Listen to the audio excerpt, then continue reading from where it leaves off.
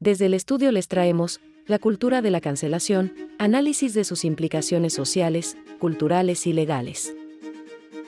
La cultura de la cancelación representa uno de los fenómenos sociales más controvertidos y complejos de nuestra era digital. Aunque se ha debatido ampliamente en redes sociales, medios de comunicación y foros públicos, sus implicaciones van más allá del ámbito digital, afectando la libertad de expresión, la vida pública y las relaciones interpersonales. Este video explora los orígenes, desarrollo, implicaciones legales, casos emblemáticos y la creciente práctica de revisionismo cultural, vinculando estos aspectos con las preocupaciones planteadas en obras como 1984 de George Orwell. El concepto de la cancelación tiene sus raíces en las comunidades afroamericanas de Estados Unidos durante la década de 1990, particularmente en la cultura pop y el hip hop, donde cancelar a alguien implicaba retirarle apoyo debido a acciones consideradas ofensivas. Su transformación en fenómeno global está ligada al auge de las redes sociales, que han democratizado el discurso público, pero también han facilitado dinámicas de control y censura social. 2015 a 2017, la era Me Too. El movimiento Me Too marcó un punto de inflexión en la cultura de la cancelación, con denuncias públicas que derivaron en consecuencias significativas para los acusados de abuso sexual. 2018 a 2019, expansión y comercialización. Empresas y marcas adoptaron medidas preventivas para evitar ser canceladas, lo que derivó en políticas corporativas basadas en sensibilidad social.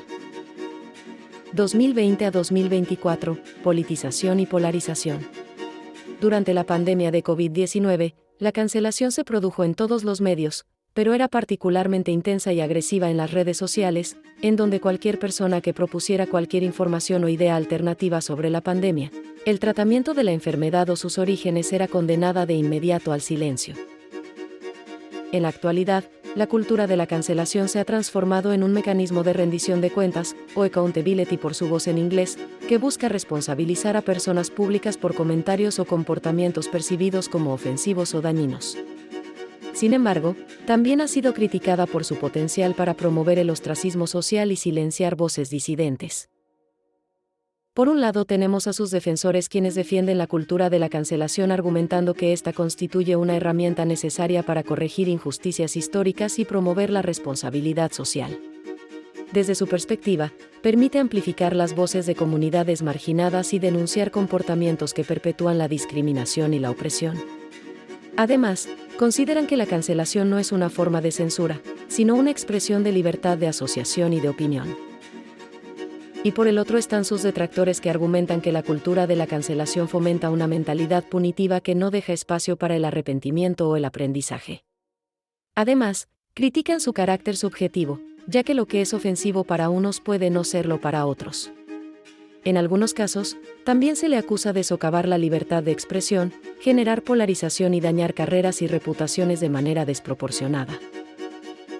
Pero grave como es que parte de la sociedad vea con beneplácito la censura activa de cualquier voz considerada políticamente incorrecta, es todavía más grave que el Estado se convierta en el gran censor capaz de silenciar críticas válidas a su desempeño, so pretexto de proteger minorías, cuando en realidad se trata de una estrategia a largo plazo para silenciar a la disidencia e ir montando de manera lenta, pero inexorable el marco legal para hacerlo sin restricciones y sin impedimentos. El impacto de la cultura de la cancelación está mediado por leyes y regulaciones sobre la libertad de expresión, que varían considerablemente entre países y a continuación hablaremos de algunos ejemplos notables. Estados Unidos. La primera enmienda protege la libertad de expresión frente a acciones gubernamentales, pero no regula el discurso en plataformas privadas como redes sociales, donde ocurre la mayor parte de las cancelaciones. Sin embargo, han surgido debates sobre posibles regulaciones para proteger la diversidad de opiniones en el espacio digital. Europa. La Unión Europea regula los discursos de odio a través del artículo 10 del Convenio Europeo de Derechos Humanos, que establece que la libertad de expresión puede estar sujeta a restricciones para prevenir el odio y proteger el orden público.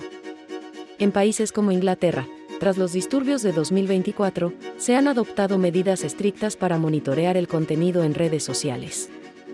Durante estos disturbios, originados por mensajes antiinmigrantes en redes sociales, se desataron arrestos en domicilios de ciudadanos por publicaciones consideradas incitadoras de violencia.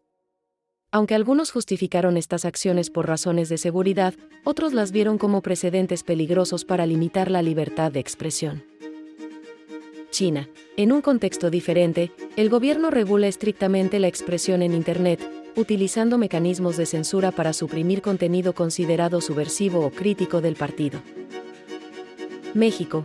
En 2023, la aprobación de la Ley 3 de 3 contra la violencia política de género marcó un hito. Esta legislación prohíbe a personas con antecedentes de violencia de género, agresiones sexuales o incumplimiento de pensiones alimenticias ocupar cargos públicos. Aunque busca proteger a las mujeres de agresiones y garantizar su participación en la vida política, también ha sido criticada por posibles usos políticos para desacreditar a oponentes. En el contexto de la cultura de la cancelación, se ha observado una tendencia creciente hacia el revisionismo cultural y la modificación de obras originales, desde películas de Disney hasta letras de canciones, diálogos en guiones e incluso monumentos históricos. En algunos casos, estas acciones buscan adaptarse a sensibilidades contemporáneas y evitar ofensas, pero han sido objeto de críticas por alterar el contexto original de las creaciones culturales. Un ejemplo emblemático es la modificación de las letras de canciones consideradas ofensivas según estándares actuales, lo que plantea el dilema de cómo preservar el arte como reflejo de su tiempo. Del mismo modo, la remoción y reubicación de estatuas y monumentos históricos, como las estatuas de generales confederados en Estados Unidos, ha generado debate sobre si estas acciones representan un esfuerzo legítimo por confrontar el pasado o un intento de borrar o por lo menos ocultar, así sea temporalmente, partes incómodas de la historia. Desde el punto de vista de sus defensores, este tipo de revisionismo es necesario para crear espacios más inclusivos y respetuosos. Sin embargo, sus críticos advierten que estas prácticas pueden derivar en una forma de censura cultural. George Orwell, en su obra 1984, describió un escenario similar a través del Ministerio de la Verdad, donde se reescribía la historia para servir a intereses políticos del presente. Esta analogía ha sido utilizada para advertir sobre los riesgos de reescribir contenidos culturales e históricos, eliminando la posibilidad de aprender del pasado. La cita atribuida erróneamente a Voltaire: "No estoy de acuerdo con lo que dices, pero defenderé hasta la muerte tu derecho a decirlo", pero que en realidad es de la autora británica Evelyn Beatrice Hall, ilustra el principio de libertad de expresión que parece estar en riesgo bajo estas tendencias. Aunque bien intencionado, el revisionismo cultural extremo puede fomentar una homogeneización del pensamiento y una intolerancia hacia las voces incómodas o disidentes. Si bien la cultura de la cancelación a menudo se presenta como un mecanismo para proteger a grupos minoritarios, también puede tener efectos adversos. Por un lado, amplifica las voces de quienes han sido históricamente silenciados. Por otro lado, puede conducir a una vigilancia excesiva y a la autocensura, limitando el debate interno dentro de las mismas comunidades. El lenguaje políticamente correcto está estrechamente relacionado con la cultura de la cancelación, ya que busca evitar expresiones que puedan ser consideradas ofensivas. Sin embargo, en la época de la posverdad, donde las emociones prevalecen sobre los hechos y las fake news distorsionan la información, el uso de este lenguaje puede ser percibido como un intento de controlar el discurso. En Europa, la adopción de leyes que penalizan opiniones incómodas bajo el marco de combatir la violencia política ha desatado controversias.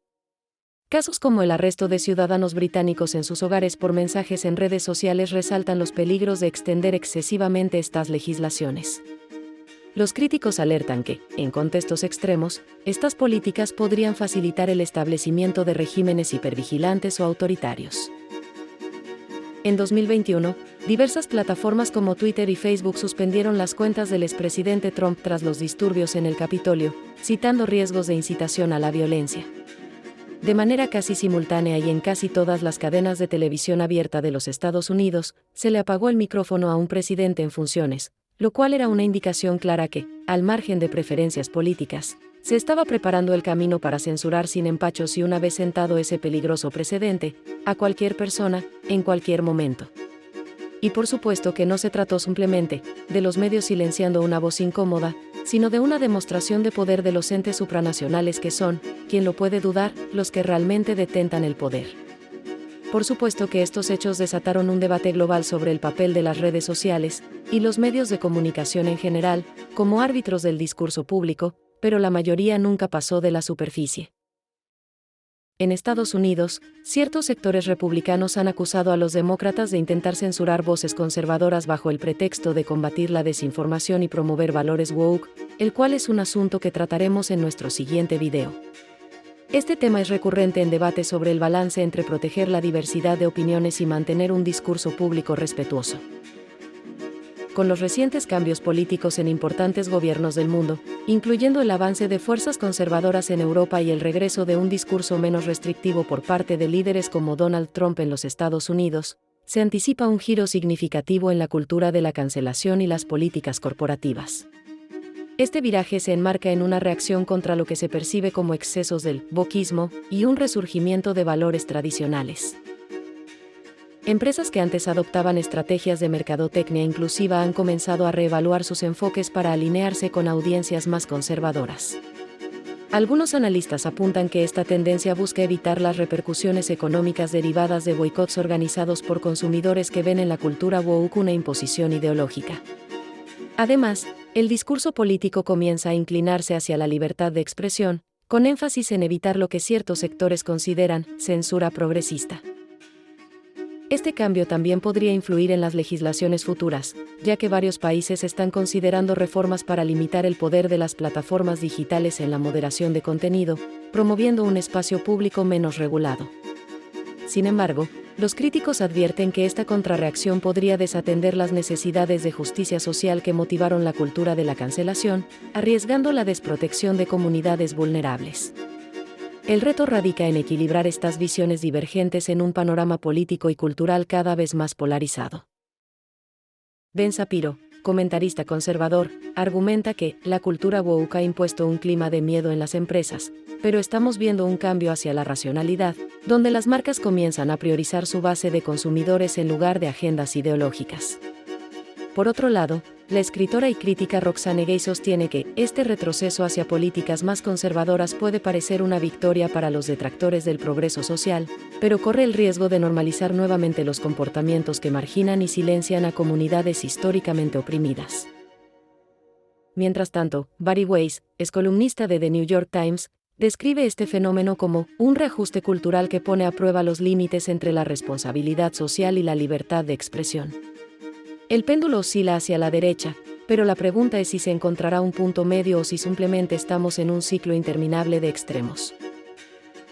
Por otro lado, Ben Burgis, en su libro La cancelación no conduce a un mundo mejor, argumenta que es un error que las personas de izquierda participen en cancelaciones moralistas o se retiren a una subcultura marginal.